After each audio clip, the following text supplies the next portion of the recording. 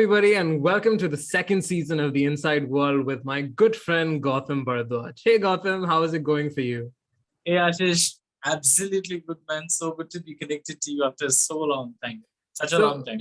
Gautam, it's such a pleasure to have you on the sixth episode of the season, and I couldn't find anybody more perfect to talk about the topic of capitalizing traditional markets. And Gautam here is the vocalist for the contemporary classical band called Staccato, based out of Chennai.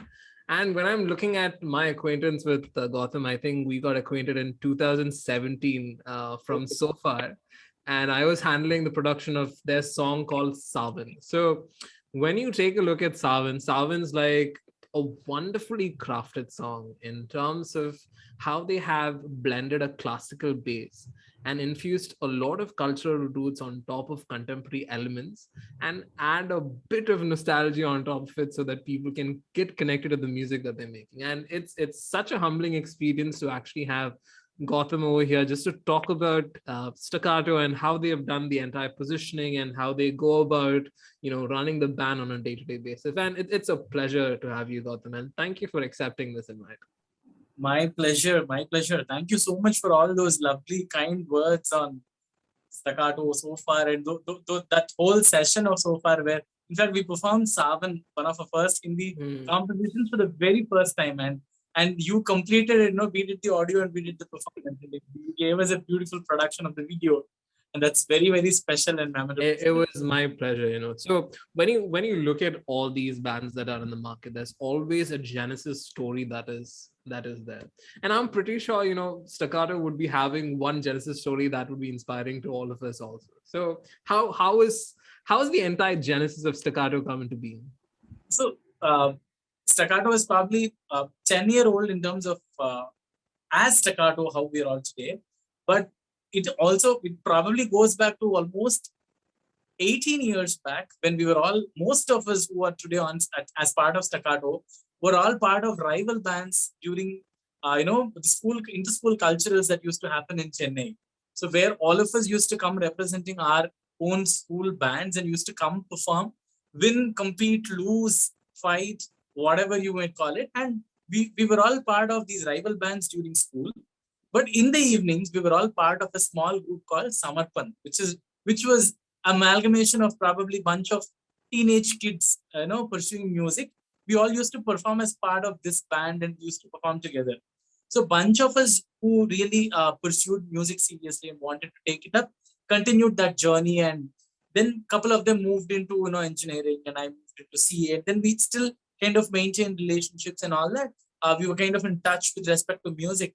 And then about 2011, we started performing at 2-3 small wedding gigs. And then we kind of coined this whole name of Staccato. But the bigger picture, what happened was in 2012, we kind of applied to perform at the London Olympics.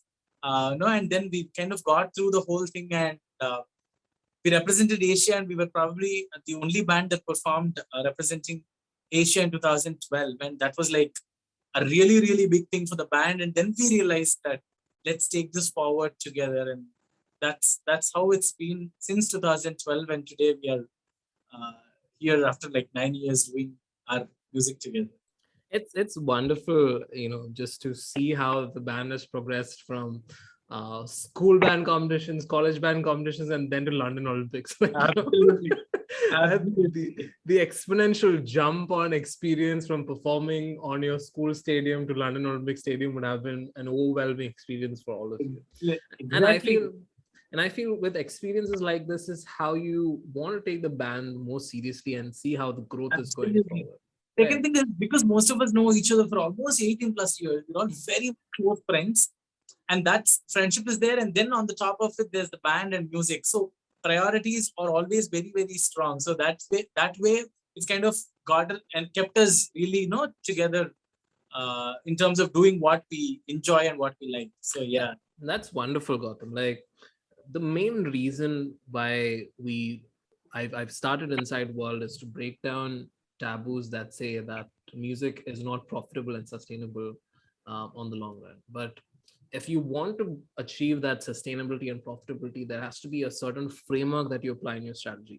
Otherwise, it's like, you make music, you spend so much amount of money and say, okay, it is for my satisfaction, I'm going to enjoy it.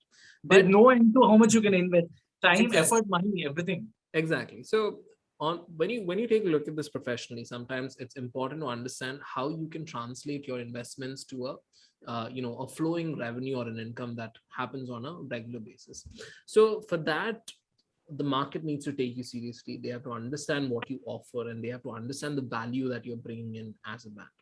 Now, once Staccato started being serious, it was important to position your band to understand what is your sound, what is your genre that you're specializing in, and what is the limits of how you're experimenting it. Like, it's very important to understand the boundaries of how you test your music, because if people can't bucket you in what kind of music you play, they're like, uh, they may not fit in that kind of a category, but I feel it's in this category, and there would be multiple discussions that be coming in. And it's very important to position the band in such a way that you are very clear on the proposition that you're giving, and the audience is very clear, this is the band I would like to have this band play for this occasion because they fit my criteria. So with respect to Staccato, it would have been a challenge to actually bring a proper positioning so that you would be professionally set for the market. So how did you guys go about finding your sound and positioning your brand? Actually, this is a very, very interesting question, because in 2012, when we performed at the London Olympics, probably most of the band members were pretty young. So we did not know how to even capitalize on the bigger events that happened, how to take the band forward, what is the kind of music that we were supposed to do. Had no idea about YouTube. Also, was definitely not at this level where it is today. So 2000, I would say 2013 to 2000, probably 16, almost the first 3 years after coming back from Olympics, we just focused on live gigs that came our way. We performed music that we probably heard, uh, you know, uh, most of us grew up listening to, which is the film music or the Carnatic music. Carnatic music, typically we would immediately do kritis with the keyboard, guitars, and drums and call it fusion. Or we will take up a film music and just popular old Hindi or Tamil or whatever and do some piano unplugged and call it our own style. Then 2 3 years we were doing this. Slowly we also started doing one or two own comps, but obviously the response was not great. Then we invested on covers because people were not knowing us. So we thought we will experiment with a couple of good cover videos so that people get to know us, and then maybe we will branch out into something else. All this happened, but it actually did not give us an identity that we wanted, exactly the way you said. So almost for about 3 to 3.5 years after this whole struggle as to where are we exactly? Are we a cover band? No, not really. We don't want to be associated that way. Well, are we a band that does just Carnatic and fusion? Honestly, not, because our roots are definitely into that, but we want to explore something beyond it. So we don't want to restrict ourselves to the very purest or very the traditional way of looking at things. So what is it that you want to do? Yes, we want to definitely create original music, independent music that we write and we will probably be known for.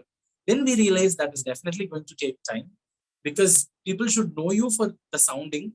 And then when you know what kind of band you are, probably regularity of content with respect to what you're good at, then you keep throwing content, like you keep producing music in your taste, whether you do 4 videos in a year, whether you do 1 video in a year, whether you do 40 videos in a year.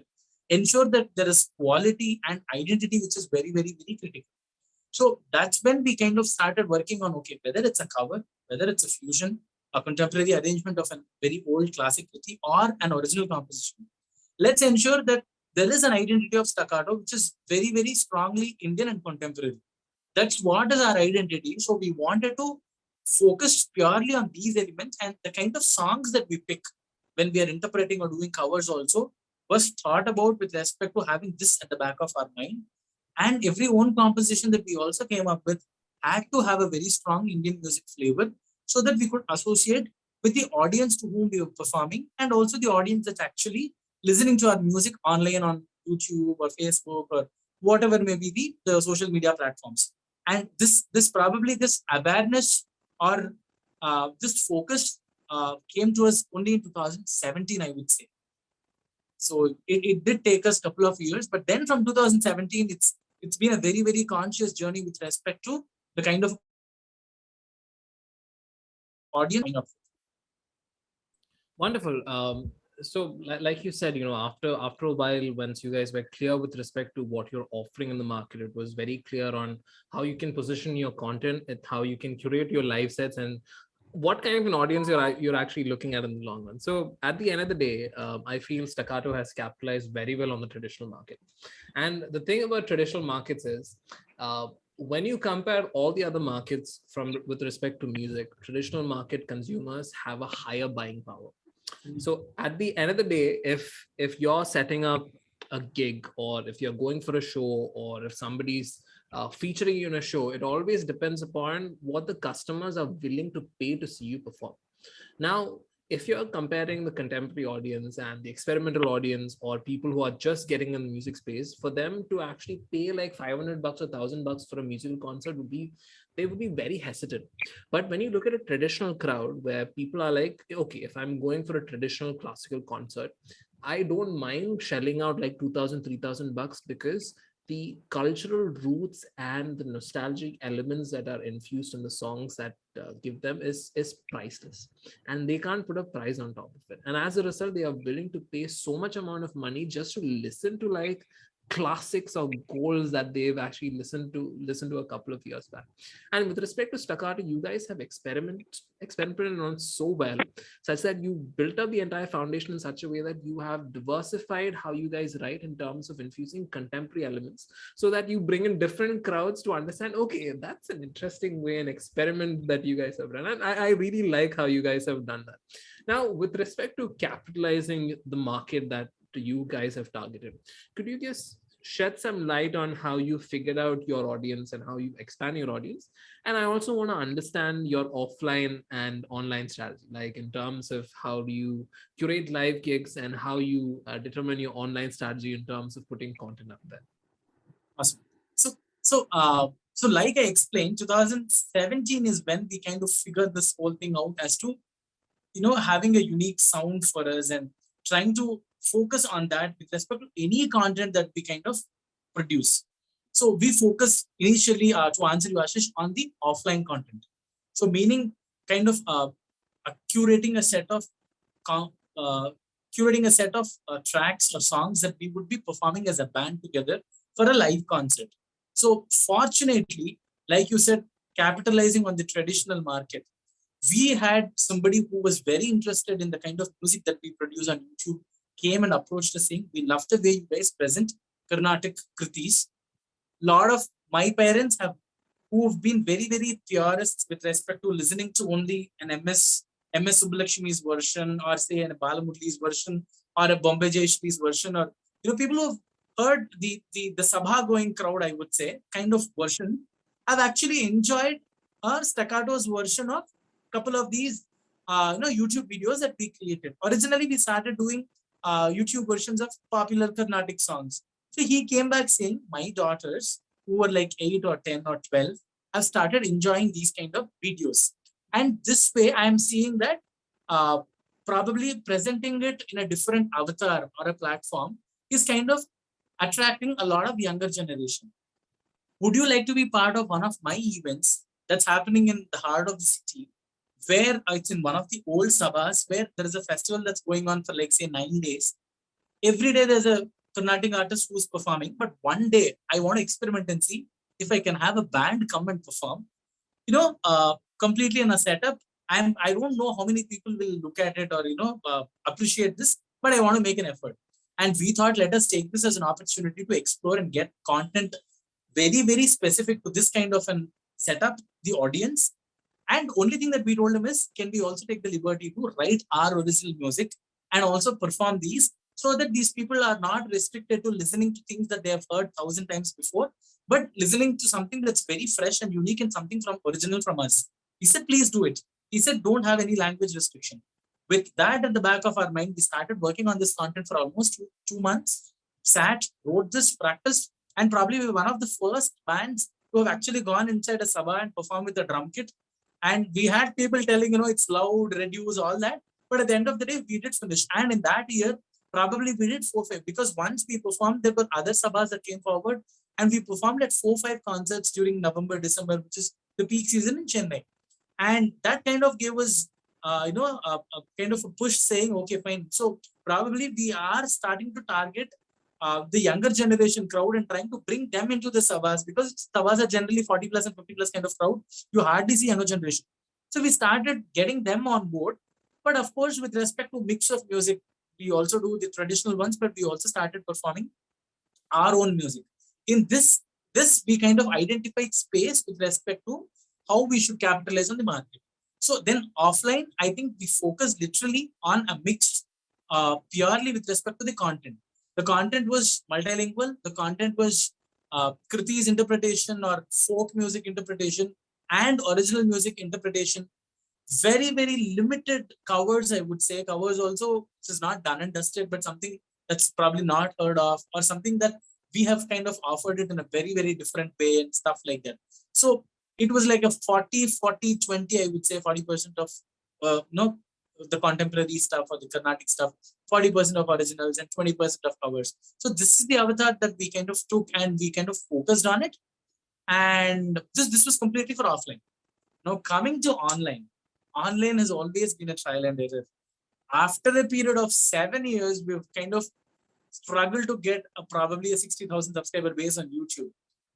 But what we realized over a period of time is offline the strategy probably we might directly see the results and we can see the audience coming in, we can see people buying in tickets, you get the feedback directly. Online, we were just not able to understand as to how it's happening. There were videos where we put in so much of money, didn't have hardly any views. There were videos that we just didn't spend anything, sat at back of our probably our house or something, and those videos went viral. So we really did not understand what was going on, but only thing that we focused was, okay, regularity of content is what we kind of kept hitting on. Then we kind of understood that our target audience kind of studied the kind of people who are actually following us, from which parts of the world, what is the age group. You get all these statistics from YouTube anyways. So we kind of started looking at the feedback that was coming from most of the information that was coming in. And then we realized that the audience who's actually watching our videos is actually getting confused with respect to the content that we're putting it out. Because 1 week we're putting a Hindi track, say something in Hindi, maybe a cover or an original or whatever, or a bhajan or something, and there's a set of audience who's coming in to listen to it. Next week, when I'm doing something totally contrasting to it, that audience is gone. Whoever has come is already gone. Now there is a new set of audience that is required to come in. Then the week after that, if I do something else, or a month after that, when I do something else, it's kind of, the audience is kind of getting split. The consistency of people who are actually coming and following your music, there's an expectation that's building up. So when there is regularity of content in the similar space, the chance that when one person comes and watches your video, there is an alert that's coming onto a very similar video. There is an alert that's coming through a similar, sounding video or any other music from the band, which is probably in the same space. So all these things are happening, which we're actually seeing. When we watch a video, we actually get prompt to a video which is similar in the space, right? So we realize that with respect to regularity of content that we produce on, say, Instagram or YouTube or whatever, there is a set of people who are actually following it, that we need to probably respect this if you want to make the maximum use of this space. So then on, we started working on just not like one video randomly, 2 videos randomly. No. So like last year, we worked on a series called Freshly Brewed. So we took that as a series where we actually performed 8 songs. We took an empty auditorium. We had an ensemble of 20 musicians on stage, 10 people choir. We performed 8 tracks across different languages, shot them one day, and kind of split those videos across since last November till about July, August. We've been giving this content every month, 2 videos and stuff like that.